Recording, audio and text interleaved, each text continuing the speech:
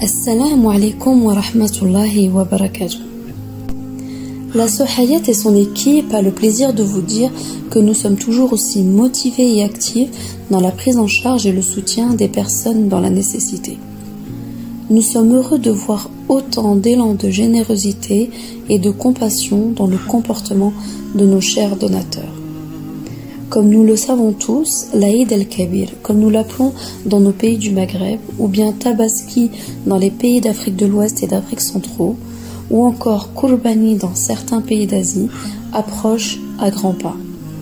Il aura lieu, Inch'Allah, le 10 du mois de Dhul Hijjah.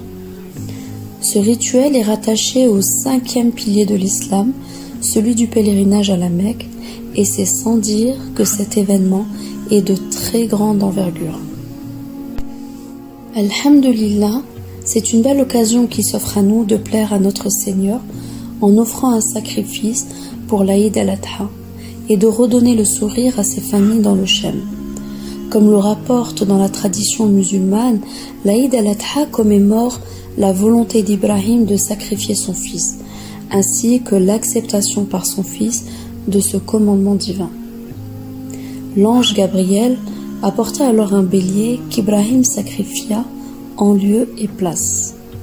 C'est depuis, chaque année, les musulmans perpétuent ce rituel aux multiples appellations à travers le monde. En effet, ces familles qui vivent dans des conditions très difficiles portent souvent sur leurs épaules un poids lourd, celui de nourrir convenablement leurs enfants alors qu'ils n'en ont pas les moyens. Cette fête de partage est donc une véritable bénédiction pour eux, et ils l'attendent avec impatience pour se retrouver avec leurs enfants autour d'un bon repas cuisiné avec la viande de vos sacrifices. Comme vous avez pu le constater dans nos précédentes vidéos, il y a des familles qui vivent dans des camps de réfugiés surpeuplés, dans des conditions difficiles. Pour certains d'entre eux, les revenus sont faibles, voire insuffisants, quasi inexistants. Ces revenus suffisent à peine à s'offrir du pain ou du riz. Alors, quant à la viande, ils n'en consomment presque jamais. C'est pour cela que notre prophète, alayhi salawatu salam, faisait un deuxième sacrifice au nom de sa Ummah, en indiquant à Allah, pour celui qui témoigne de ton unicité et qui témoigne que je suis ton messager.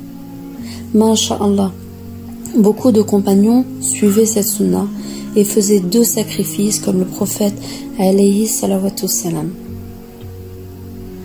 À l'exemple d'Anas ibn Malik radiallahu anhu qui disait: le prophète alayhi salam offrait 2 béliers en sacrifice, j'en offrirai également 2 en sacrifice. De nos jours, ce bel acte de générosité a pratiquement été oublié. C'est pourquoi nous vous invitons à faire revivre cette sunna en faisant, si cela est dans vos possibilités, un deuxième sacrifice pour les nécessiteux comme le prophète alayhi salam avait l'habitude de faire.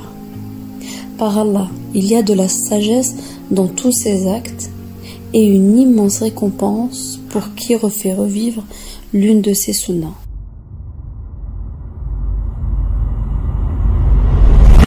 Grâce à Allah, depuis le début, la mission de l'association Hayat est d'offrir de l'autonomie, en créant des structures qui aideront les habitants locaux à acquérir de l'indépendance.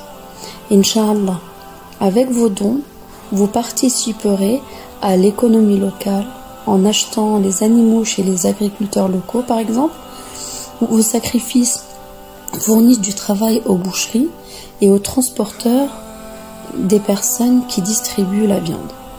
Vos dons sont à chaque étape de l'aventure une contribution à la croissance économique et un soutien moral et psychologique aux personnes éprouvées. Enfin, pour terminer cette vidéo, j'aimerais vous dire qu'offrir un sacrifice, c'est vraiment le signe qui montre aux communautés qui souffrent qu'elles n'ont pas été oubliées. C'est un moyen de partager les bénédictions de l'Aïd avec ceux qui luttent dans notre Ummah. C'est aussi par-dessus tout un geste de gentillesse, de compassion et de sympathie envers nos frères et sœurs. Barakallahu fikum pour tous vos sacrifices. Et nous prions pour vous, pour que Allah puisse vous le rendre par sa protection dans vos personnes et de ceux que vous aimez. Jazakum Allahu khairan. Assalamu alaikum wa rahmatullahi wa barakatuh.